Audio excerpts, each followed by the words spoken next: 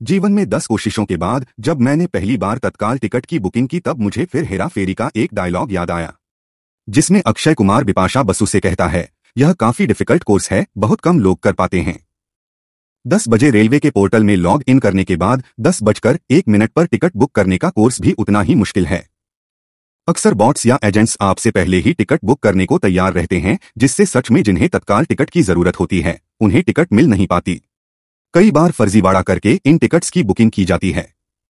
ऐसे ही टेलीग्राम और WhatsApp group के बारे में हाल ही में खबर सामने आई है, जो ऑनलाइन ब्लैक तरीके से इन टिकट्स को बेच रहे हैं।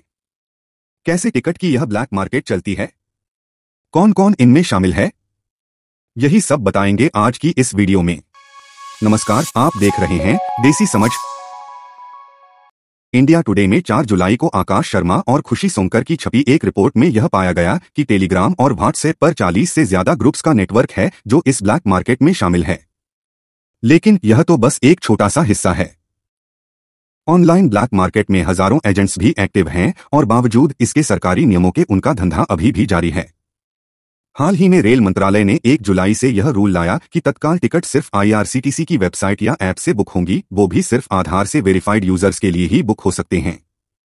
लेकिन जैसे ही यह रूल आया, सोशल मीडिया पर ई-टिकटिंग रैकेट ने आधार वेरीफाइड IRCTC आईडी और OTPs बेचना शुरू कर दिए। यह आईडीज एजेंट्स और टिकट खरीदने वालों को बांटी गई। इसके अलावा यह भी सामने आया है कि इस पूरे नेटवर्क में सिर्फ एजेंट्स ही नहीं बल्कि इसमें टेक एक्सपर्ट्स और फर्जी सर्विस प्रोवाइडर्स भी शामिल हैं। यह लोग टेलीग्राम और व्हाट्सएप अकाउंट से काम करते हैं।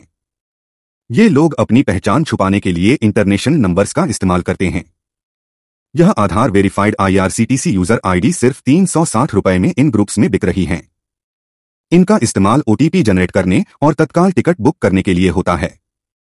लेकिन यह काम मैन्युअली नहीं बल्कि बॉट्स या फिर ऑटोमेटेड ब्राउजर एक्सटेंशन से होता है। यह सिस्टम को धोखा देकर असली यूजर्स को टिकट बुक करने में दिक्कत देते हैं। रिपोर्ट में बताया गया है कि यह पूरा रैकेट टेलीग्राम ग्रुप फास्ट तत्काल सॉफ्टवेयर के नाम से चलाया जा रहा था। अब यह पूरा सिस्टम काम कैसे करता है, वह समझिए। टेलीग्राम ग्रुप में ऑपरेटर्स और टेक मास्टरमाइंड्स पहले से बैठे होते हैं। यही लोग एजेंट्स को बॉट्स बेचते हैं। इन बॉट्स को ब्राउजर में इंस्टॉल किया जाता है, जिसके बाद फास्ट तरीके से तत्काल टिकट की बुकिंग हो जाती है। इन बॉट्स से IRCTC लॉग इन, ट्रेन के डिटेल्स, पैसेंजर की इंफॉर्मेशन और पेमेंट डेटा अपने आप भर जाता है। पूरा प्रोसेस ऑटोमेटिक होता है और दावा है कि इससे 1 मिनट में तत्काल की टिकट कंफर्म मिल जाएगी। ग्रुप में एक टेक एक्सपर्ट एजेंट्स को गाइड करता रहता है। एजेंट की ओर से IRCTC के AI सिस्टम से बचने के लिए वर्चुअल प्राइवेट सर्विस यानी कि VPS का इस्तेमाल करने की हिदायत दी जाती है। VPS का इस्तेमाल इसलिए किया जाता है ताकि इन लोगों का IP एड्रेस छुप जाए और इन्हें ट्रैक ना किया जा सके। कुछ ऑपरेटर्स तो यह भी दावा कर रहे हैं कि वह नए फीचर्स डेवलप कर रहे हैं। इंडिया टुडे ने पाया कि रैकेट के एडमिन्स ने अपने वेबसाइट्स भी बनाई है, जहां ड्रैगन, जेथेक्स, ओशन, ब्लैक टर्बो और फॉर्मूला 1 जैसे बॉट्स बेचे जाते हैं। इनकी कीमत 999 रुपए से लेकर 5000 रुपए के बीच है और खरीदने के बाद टेलीग्राम चैनल्स पर इन्हें इस्तेमाल करने की ट्रेनिंग भी दी जाती है। लेकिन क्या यह बॉट सिर्फ टिकट बुक करने का काम कर रहे हैं? नहीं, यह यूजर्स की जानकारी चुराने के लिए भी इस्तेमाल होते हैं। रिपोर्ट में यह पाया गया कि विंडजिप नाम के एक बॉट का मालवेयर एनालिसिस किया गया और उसमें यह सामने आया कि यह बॉट यूजर डेटा चुराने के लिए ही डिजाइन किया गया है। इसे लेकर रेल मंत्रालय का क्या कहना है, वह भी सुनिए। रेल मंत्रालय ने 4 जून को ही बताया कि तत्काल टिकट बुकिंग शुरू होने के पहले 5 मिनट में करीब 50% लॉग इन अटेम्प्ट्स बॉट्स यानी कि फर्जी सॉफ्टवेयर से की जाती हैं।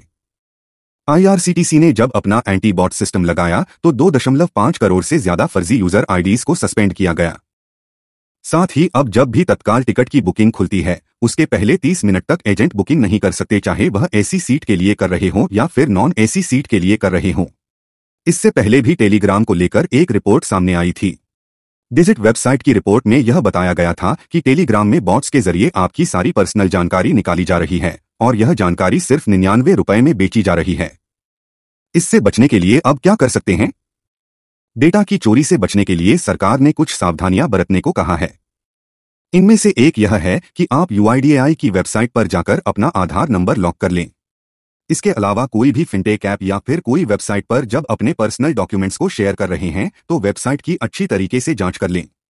बहरहाल इस पूरी खबर के ऊपर आपका क्या कुछ कहना है, हमें कमेंट करके जरूर बताएं।